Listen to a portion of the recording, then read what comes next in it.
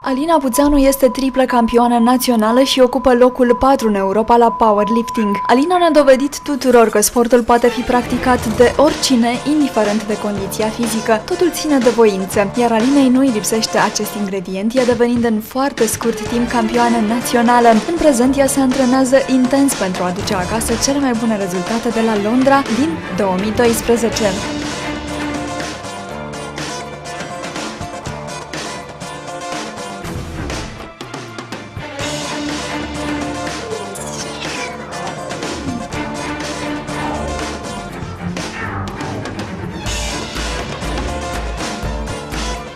Alina, este o ocazie unică pentru tine să mergi la Londra și să demonstrezi la Jocurile de anul viitor că poți depăși orice fel de obstacol.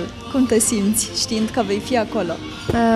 Deocamdată este un vis, abia aștept să merg și să vedem ce facem.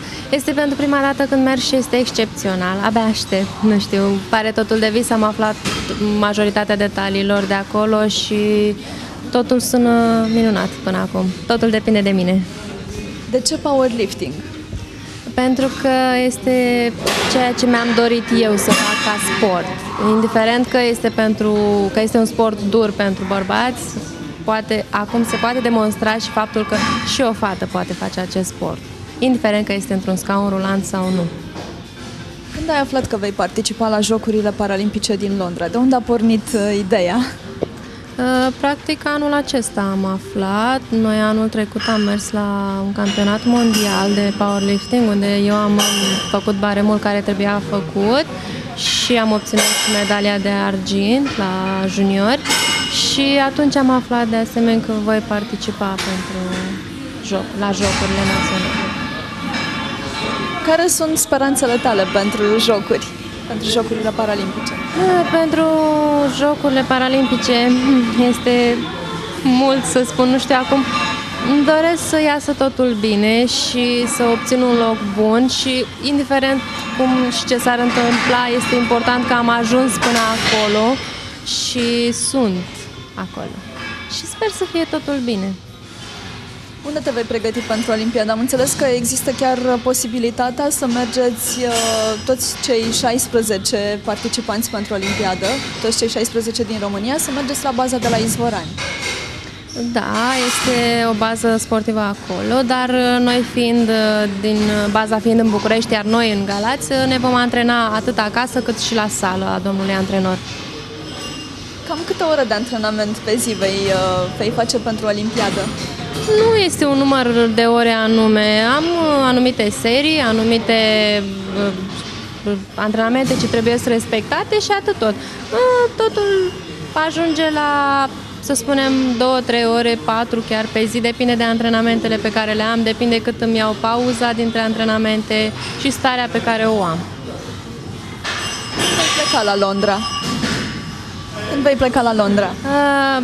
Momentan avem o competiție internațională acum pe 21 ianuarie 2012, unde urmează o calificare și sper și cu siguranță ne vom califica aici, nici nu încape vorbă și apoi să sperăm și cu siguranță vom participa în august. Ce presupune practic cap-coadă o serie de antrenamente pentru tine?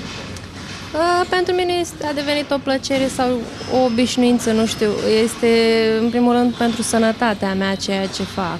Sunt anumite serii, un anumit număr de repetări cu o anumită greutate și totul merge bine și normal. Pentru mine este ușor. De cât timp te antrenează domnul Aurel? Practic de când am început să practic acest sport, de când am intrat prima dată în sală, am rămas acolo. Care este sportivul tău model? Cel mai bun exemplu cred că mi-l oferă chiar domnul antrenor prin tăria de caracter pe care o are, pentru încrederea pe care mi-o inspiră, pentru încrederea pe care o are în mine și modul de a face un antrenament. Disciplina și duritatea cu care tratează orice lucru. Este ceva normal în acest sport. Ce face Alina atunci când nu se antrenează?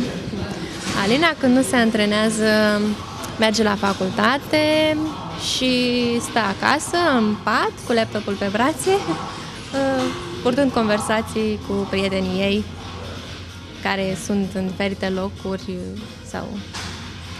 Bineînțeles, eu, având și facultatea pe care o am, fiind în ultimul an de facultate la științe economice, la contabilitate, am licența de pregătit și o pregătesc intens și mai am și cursurile pentru că la drept în anul întâi și urmează sesiunea foarte grea și toate peste mine.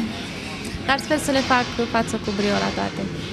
Deci ești un model demn de urmat. Faci 2 facultăți în același timp, te duci la Olimpiada din Londra de anul viitor, vii la sală și multe alte activități. Da. Reușești să le împaci pe toate cu brio. Ai emoții mai mari pentru Olimpiadă sau pentru finalul facultății? Cred că pentru amândouă în egală măsură, pentru că au loc una după alta și anul care vine va fi foarte plin pentru mine și voi sta probabil într-o emoție continuă, dar trebuie depășită și să-mi fac treaba, asta contează.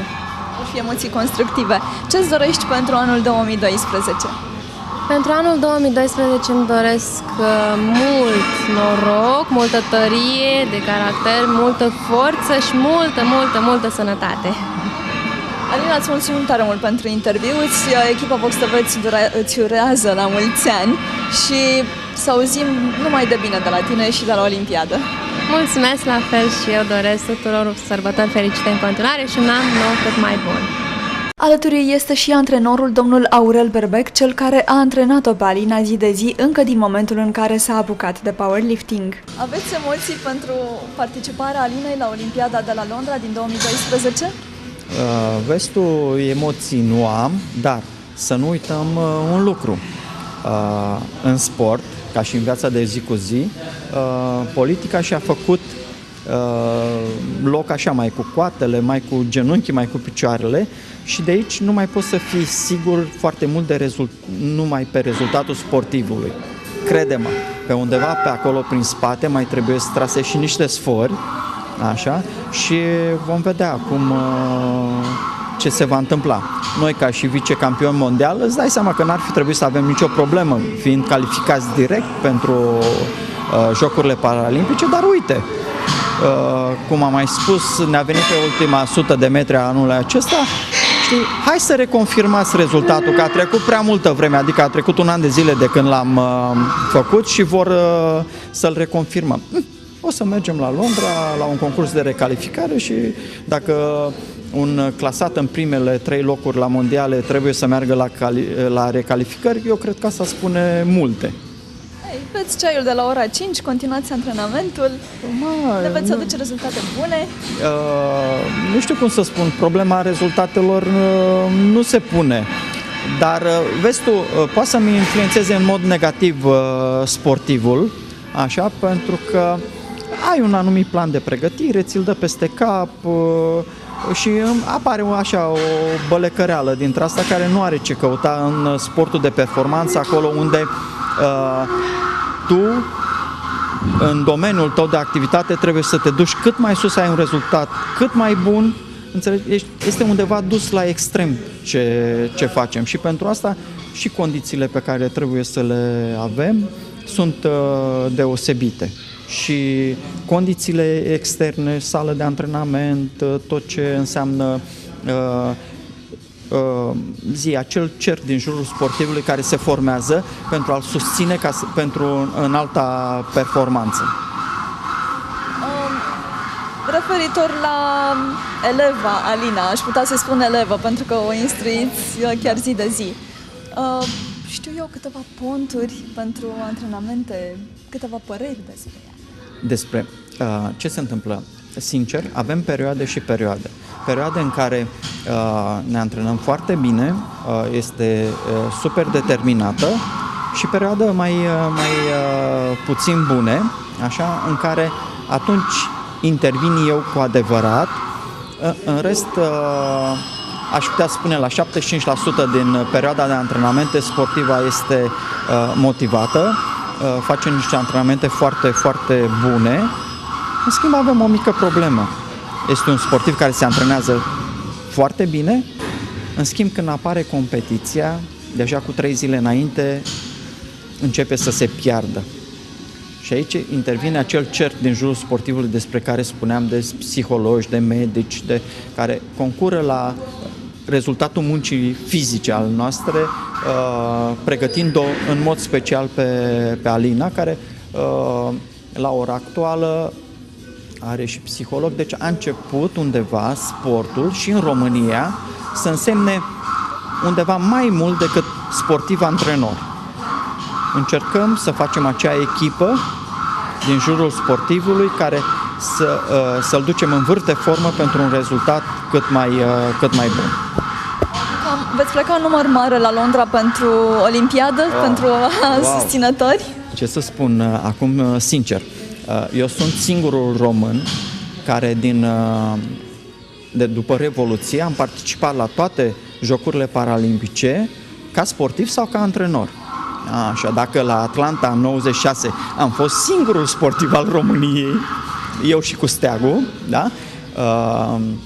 Uite, am ajuns la Sydney să avem 2, eu și un elev de-al meu. La Atena, în afară de mine și elevul meu, a mai fost un ciclist care a obținut niște rezultate foarte bune. La Beijing deja au fost 6 sportivi prezenți, acum vor fi undeva la 16-18 sportivi și mai sunt încă sportivi care participă la calificări, ceea ce este fantastic, îți spun, crede-mă. Dintre toți aceștia, câți sunt înscriși pentru powerlifting? La powerlifting avem 2 sportivi, așa, și aici se vede evoluția în societate, disponibilitatea societății vis-a-vis de sportul pentru persoane cu handicap. De ce spun treaba asta? Pentru că până acum participarea a fost subțire, să spunem așa, 1 sportiv, 2 sportivi, acum avem 2 și ne mai chinuim în continuare, pot spune ne chinuim să mai calificăm încă 2. De așa ar fi peste așteptări, dar cu 2 sportivi prezenți acolo pe powerlifting va fi foarte, foarte bine. Rezultatele, să știți că sunt bune, dar nu deosebite, să spunem așa. Ok, sună frumos, vicecampion mondial și alte medalii obținute la europene, la mondiale chiar, dar până acum nu am reușit să cucerim un titlu mondial, un titlu european și asta facem acum. Încercăm, prin tot ceea ce facem, în sfârșit să ne apropiem și noi o medalie de aur. Vă mulțumim tare mult și vă urăm mult succes la Londra și nu numai. Mulțumim că ne-ați vizitat fericite în timpul pregătirii, așa, de sărbători și după cum ați văzut, chiar de sărbători, în continuare ne pregătim, că-i Crăciun, că-i Revelion, pregătirea noastră continuă zi de zi, după un plan bine făcut. Powerliftingul este un sport de forță care presupune ridicarea halterelor din poziția culcat. Printre campionii gălățeni la powerlifting se numără însuși campionul Aurel Berbec, antrenorul Alinei.